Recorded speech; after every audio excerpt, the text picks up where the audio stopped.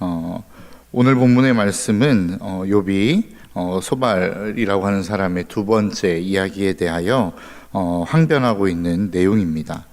여러분, 우리가 이 땅을 살아가며 어떠한 행동들을 할 때에는 그 행동에 대한 결과물을 예측하죠. 내가 누군가에게 선의를 베풀 때에는 그 선의에 대해서 다른 사람이 나에게, 상대방이 나에게 감사를 한다거나 아니면 어떤 좋은 표시를 한다거나 이런 것들을 기대하지 않겠습니까? 아니면 그 호의를 베풀고 선의를 베풀었을 때에 활짝 웃는 어떤 얼굴들을 기대하며 그러한 선의들을 베풀 것입니다. 이처럼 우리가 살아가는 어떤 삶에 나타나는 행동들에 있어서는 그 행동을 할 때에 기대하는 어떤 모습들이 있다라는 것이죠. 결과물들이 있다라는 것입니다. 그런데 내가 어떤 결과를 기대하고 행동을 했지만 내가 기대했던 결과물을 얻지 못하는 경우들도 우리는 종종 있는 것 같습니다. 가장 대표적으로 보자면 학생들이겠죠. 학생들이 열심히 공부하는 이유는 무엇입니까? 좋은 성적을 받기 위해서, 아니면 좋은 대학을 가기 위해서, 아니면 좋은 직장에 취직하기 위해서 열심히 공부를 할 것입니다. 그런데 그렇게 열심히 모두가 다 공부했다고 해서 그렇게 좋은 결과를 다 얻느냐? 또 그런 건 아닌 것 같습니다. 열심히 공부를 했음에도 불구하고 좋은 결과를 얻지 못하는 경우들도 있죠. 오늘 본문에 등장하고 있는, 그리고 욥에서 계속해서 등장하고 있는 이 세 친구들의 모습이 아마도 그렇지 않을까라고 하는 생각을 해봅니다. 세 친구들이 지금 왜 욥에게 왔습니까?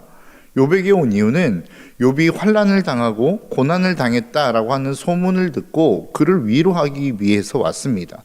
그리고 실질적으로 위로를 하려고 했죠. 왜냐하면 무엇을 보면 알 수 있냐면 그들이 와서 2장 후반절에 7일 동안이나 욥의 모습을 보고 아무것도 못합니다. 밤낮으로 함께 울어줍니다. 여러분, 그런 것들을 보면 정말로 욥을 위하는 마음으로 욥에게 왔을 가능성이 높다라고 하는 것이죠. 그런데 문제는 무엇입니까? 이야기가 계속되면 계속될수록 그 세 친구들의 의도와는 전혀 다른 것들로 욥은 느끼기 시작하더라는 겁니다. 그러니까 욥이 정말로 그렇게 고난을 당하는 모습을 볼 때에 세 친구의 마음이 얼마나 아팠겠습니까? 그리고 그 세 친구들의 마음 가운데도 누구보다도 그들이 빨리 회복되기를 원하는 마음이 있었을 겁니다. 그래서 그들이 왜 고통을 당하는지, 욥이 왜 이렇게 힘든 상황 가운데 있는지를 그들도 하나님의 말씀과 또 많은 지혜자들의 입술을 통하여 전해졌던 말을 통해서 해답을 얻으려고 했었을 것입니다. 그래서 내렸던 결론이 무엇입니까? 네가 죄를 지었기 때문에 지금 고난을 당하는 거다. 그러니까 빨리 회개하고 돌아와라. 이게 욥의 세 친구들이 하고 있는 얘기의 주된 내용 아니겠습니까? 그러니까 그 모든 이야기와 권면과 그에게 하는 모든 이야기 안에는 결국 욥이 빨리 회복되어지기를 소망하는 마음이 그 세 친구들 가운데는 있었을 거란 말이죠. 그런데 문제는 무엇입니까? 욥은 그렇게 느끼지 않았다는 겁니다. 자신을 위해서 이야기하는 것으로 느껴지지 않았다라고 하는 겁니다. 오늘 본문 3절에 보니까 그 세 친구들의 이야기에 대해서 뭐라고 이야기하냐면 너희가 10번이나 나를 학대하고도 부끄러워 아니하는구나 라고 이야기합니다. 그러니까 세 친구는 욥이 빨리 회복되어지기를 원하는 마음이 있었을 겁니다. 그리고 거기에 대한 정답을 주고 있다고 생각하고 있었을 거예요. 그런데 문제는 뭐냐면 그 이야기를 듣고 있는 본인 욥 자체는 뭐라고 느끼고 있냐면 얘들이 지금 나를 학대하네 라고 생각했다라는 것이죠. 여러분, 우리의 삶 속에서도 그럴 수 있습니다. 내가 누군가를 위해서 조언을 해줄 수 있어요. 누군가를 위해서 권면도 해줄 수 있습니다. 누군가를 위해서 어떤 코칭을 해줄 수 있어요. 그런데 그것이 상대방이 듣기에는 나를 괴롭히는 것으로 느낄 수도 있더라라고 하는 것이죠. 왜 그런가요? 지금 욥의 말, 다른 사람의 말에는 귀를 기울이지 않고 있기 때문에 그렇습니다. 욥이 끊임없이 주장하는 게 뭐예요? 너희들이 아는 바와 같이, 하나님도 아시는 바와 같이 나는 거룩한 삶을 살았다, 정결한 삶을 살았다, 죄 지은 삶을 살지 않았다, 계속해서 이야기하고 있는 거예요. 그런데 이 세 친구는 지금 정답을 이야기하고는 있지만 욥이 무슨 이야기를 하고 있는지에 대해서 귀 기울이지 않고 있더라는 것이죠. 여러분, 대화의 가장 기본이 무엇입니까? 상대방의 이야기에 귀를 기울이는 것입니다. 그러니까 내 이야기 할 수 있어요. 내가 가지고 있는 정답을 이야기할 수 있어요. 그런데 문제는 뭐냐면 그 정답이라고 해서 그것이 항상 옳은 것은 아니더라라고 하는 것이죠. 여러분들도 다 저보다 더 많은 시간들을 살아오셨기 때문에 아시겠지만, 여러분, 인간사라고 하는 것 자체가 단순하지 않습니다. A면 B라고 하는 어떠한 정답과 공식을 가지고 있지 않더라는 것이죠. 똑같은 상황이라 할지라도 그 사람의 성향에 따라서, 기질에 따라서, 환경에 따라서, 배경에 따라서 모든 것이 다른 답을 낼 수 있는 것이 사람의 모습 아니겠습니까? 그러면 정말로 좋은 대화, 좋은 권면, 좋은 코칭이 되기 위해서는 뭐가 필요한 거예요? 상대방의 이야기에 경청하는 자세가 필요하다라는 것입니다. 그 사람이 도대체 나에게 무엇을 말하고 싶어 하는지, 그 사람이 도대체 나에게 무엇을 요구하고 있는지, 뭐가 그렇게 억울한지, 뭐가 그렇게 대단하다라고 자랑하고 싶은 건지에 대하여 귀를 기울일 수 있어야 거기에 맞는 정답이 나아갈 수 있다는 거예요. 해결책이 나아갈 수 있다는 거예요. 지금 세 친구가 범하고 있는 오류가 무엇입니까? 그 욥의 이야기에 대해서는 집중하지 않고 있다는 거예요. 자기 할 말만 지금 하고 있다는 것입니다. 그러니까 자기의 입장에서 봤을 때는 옳은 이야기고, 자기의 입장에서 봤을 때는 욥을 생각하는 이야기지만, 실질적으로 욥이 느끼기에는 학대라고 느끼고 있더라는 것이죠. 여러분들의 주변에 있는 사람들 가운데 정말로 어떠한 좋은 관계를 맺고 싶다고 한다면 우리에게 필요한 게 무엇이겠습니까? 바로 경청하는 자세입니다. 저 사람이 무엇이 필요한지, 나에게 무엇을 이야기하고자 하는지, 무엇에 대해서 나에게 지금 억울함을 이야기하고 있는지에 대한 귀 기울임이 필요하다라는 거예요. 그래서 누군가를 대할 때 자꾸만 내 수준에서, 내 생각에서, 내 입장에서 생각하다 보면 여러분 반드시 탈이 나게 되어 있습니다. 그래서 자녀를 키울 때 부모와 자녀와의 관계에 있어서 항상 갈등이 일어나는 이유가 뭐예요? 자식은 자식의 입장에서 자신의 이야기를 하는 것이고, 부모는 부모의 입장에서 자신의 이야기를 하는 거예요. 그러니까 이 의견이 합일점을 찾을 수가 없는 것이죠. 우리의 삶에 있어서도 동일한 모습들이 있을 수 있다라고 하는 것입니다. 여러분, 내가 어떤 이야기들을 하는 데 있어서, 내가 누군가와 대화를 하는 데 있어서 자꾸만 합일점이 잘 안 맞아진다라고 한다면 한번 생각해 보셔야 됩니다. 내가 다른 사람의 입장에서 지금 생각하고 있나? 상대방의 이야기를 경청하고 있는지 우리 스스로에 대해서 한번 생각해 볼 필요가 있습니다. 그게 안 된다고 한다면, 나는 열심히 섬겼다고 했는데, 최선을 다해서 그 사람을 배려했다고 했는데 그 사람은 그것을 배려로 느끼지 못할 수 있기 때문에 그렇다라는 것이죠. 저와 여러분들의 삶 속에 날마다 다른 사람의 입장에서 생각하고 또 그 사람을 배려해 줌으로 말미암아, 섬겨 줌으로 말미암아 그 사람이 느끼기에 진짜 섬김이다라고 생각할 수 있는 저와 여러분들의 삶이 되시기를 주님의 이름으로 축복합니다. 그 일들이 일어나기 위해서 우리에게 필요한 것은 상대방의 입장에서 생각하는 것이다 라고 하는 것입니다. 두 번째로, 정말로 우리가 이 땅을 살아가며 선한 것이 무엇이냐라고 하는 것입니다. 오늘 본문에서 7절의 말씀을 한번 보시겠습니까? 이렇게 말씀하고 있어요. 내가 폭행을 당한다고 부르짖으나 응답이 없고 도움을 간구하였으나 정의가 없구나 라고 이야기해요. 그러니까 지금 욥이 이야기하는 게 무엇입니까? 자기가 폭행을 당했어요. 그리고 부르짖었어요, 억울해서. 근데 응답이 없다는 거예요. 그리고 이 상황을 지금 뭐라고 표현하고 있습니까? 정의가 없는 상황이라고 이야기하고 있어요. 그러니까 욥이 생각했을 때 자기는 정의를 행했다는 거죠. 그런데 이유 없이 지금 폭행을 당했어요. 그래서 그 폭행 당한 것에 대해서 전능자에 대하여 부르짖기 시작했다는 겁니다. 하나님, 나 억울해요. 하나님, 나 힘들어요. 하나님, 내가 왜 이런 일들을 당해야 되는지 모르겠어요 라고 생각할 때에 하나님이 거기에 대하여 응답하지 않는 것처럼 느껴지기 시작했다라고 하는 겁니다. 그러면서 그 상황을 지금 욥은 뭐라고 평가하고 있냐면 정의가 없는 상황이라고 평가하고 있다는 것이죠. 다른 말로 표현하면 하나님은 선하지 않아 라고 결론을 내리고 있다는 겁니다. 우리의 인생도 그럴 수 있습니다. 내가 억울한 일을 당해요. 힘든 일을 당해요.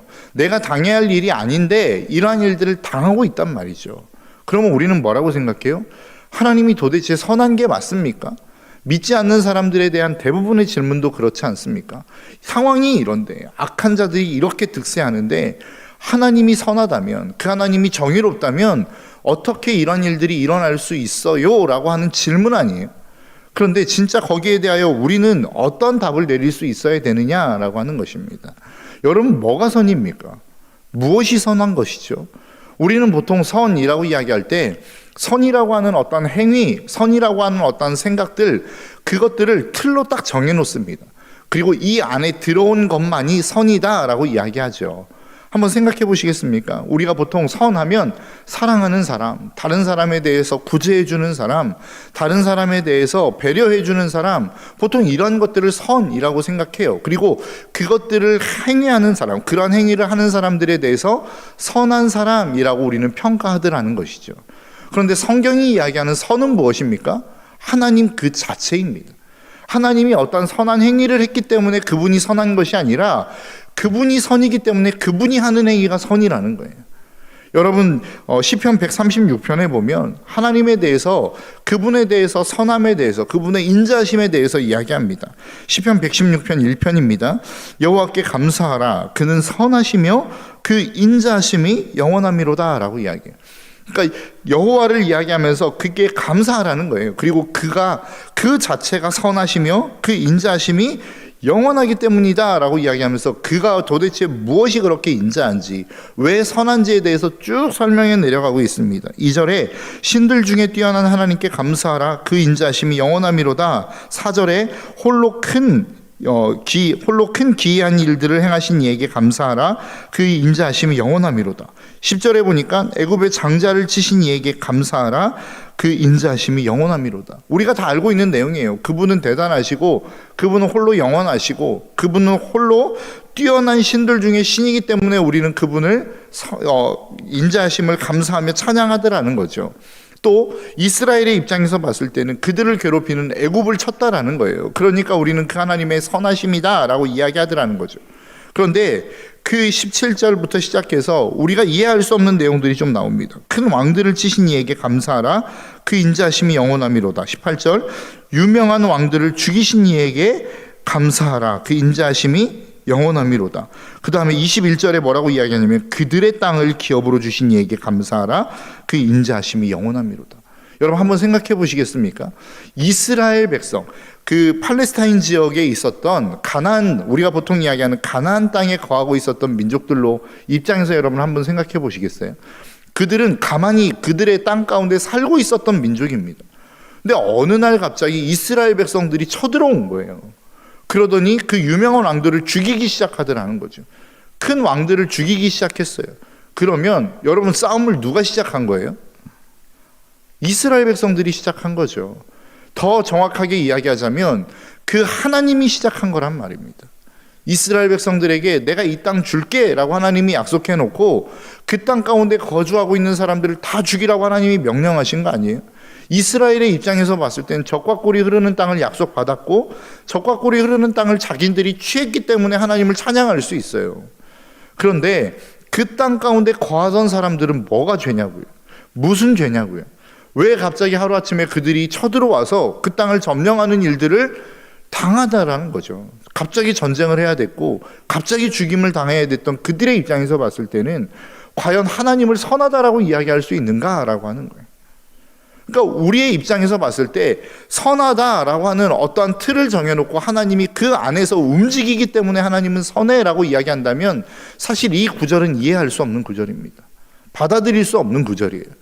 그러면 하나님, 성경은 왜 그 하나님을 선하다라고 이야기하느냐라고 이야기했을 때 하나님 자체가 선이기 때문에 그렇습니다. 그래서 그분이 내리는 결정이 선이요, 그분이 행하는 모든 일들이 선이다라고 성경은 이야기하고 있는 거라고요. 그분이 어떤 선한 행위 안에 그분의 틀을 가두었기 때문에 그분이 선한 분이 아니라 그분 자체가 선이기에 그분이 행하시는 모든 일들이 선이 될 수 있다라고 이야기하는 것이 성경의 이야기라는 것입니다. 오늘 본문의 입장에서 보시겠습니까? 욥이라고 하는 사람이 고난을 당했어요. 자기는 이유 없이 지금 매를 맞고 있다라는 것이죠. 폭행을 당한다라고 본인은 표현하고 있어요. 그러니까 그러한 상황에서 놓고 보면 하나님은 완전히 포악자예요. 완전히 어떠한 뭐라고 이야기할까요? 이 땅 가운데 거하는 수많은 악한 왕들 가운데 하나처럼 느껴질 수 있더라는 것이죠. 그런데 그가 이야기하는 게 무엇입니까? 마지막 절에 너희는 칼을 두려워할지니라 분노는 칼의 형벌을 부르나니 너희가 심판장이 있는 줄을 알게 되리라. 이 얘기가 뭐예요? 너희들 지금 새 친구 나를 위로한답시고 와가지고 계속 위로하는데 야 나중에 보자는 거예요. 심판장이 있는데 그 심판장 앞에 섰을 때 보자는 거예요. 그분이 과연 너희들을 의롭다라고 이야기할지 나를 의롭다라고 이야기할지 우리가 한번 판단해 보자라고 하는 것입니다. 그러니까 지금 어떻게 보면 욥은 하나님을 바라보며 자기가 가지고 있는 생각, 하나님은 선하다, 하나님은 대단한 분이다 라고 생각하고 있지만 자신의 현장 가운데, 자신의 현실 가운데 일어나는 일들이 그것들에 반하는 일들이 일어나는 것처럼 지금 느껴지더라는 거죠. 근데 욥은 결국 생각하는 게 뭐예요? 그럼에도 불구하고 내가 믿고 있는 그 하나님은 선하시다라고 하는 거예요. 내가 지금 이러한 꼴을 당하고 있고 이러한 아픔을 당하고 있고 수많은 사람들의 매를 맞고 자식들도 나를 조롱하고 아내도 나를 조롱하고 내 삶 가운데 남아있는 것은 겨우 잇몸뿐이지만 그럼에도 불구하고 그 하나님은 선하시다라고 하는 이 사실을 욥은 지금 놓치고 싶지 않은 거란 말이죠. 여러분 우리의 인생도 우리의 삶의 믿음도 우리의 삶의 신앙 고백이라고 하는 것도 그런 것 같습니다. 우리의 삶 가운데 고난이 있을 수 있어요. 이해할 수 없는 일들이 일어날 수 있어요. 도대체 왜 이러한 일들이 나에게 일어나야 되지라고 하는 상황들을 우리는 맞이할 수 있단 말이죠. 그런데 우리의 삶 가운데 가지고 있는 나의 믿음이라고 하는 게 도대체 무엇입니까? 그럼에도 불구하고 그 하나님은 선하셔. 나는 그 하나님을 찬양해 라고 하는 나의 삶 가운데 있는 그 하나님을 향한 지식, 내가 배워왔던 그 하나님에 대한 지식을 가지고 끝까지 버티는 게 믿음이란 말이죠.